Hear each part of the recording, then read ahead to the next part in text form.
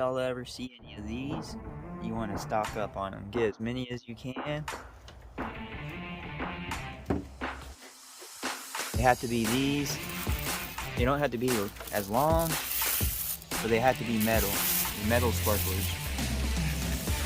They can't be the wood.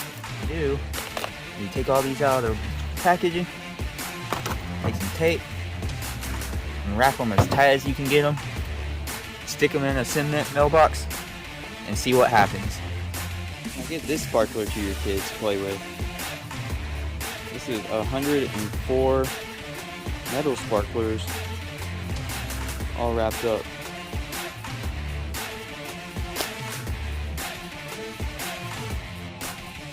This fuse, got two of them pulled up, that's what you light, and then you stick it in a dishwasher like this one that you have in your backyard.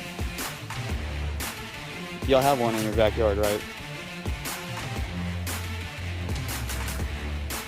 Let's see what happens.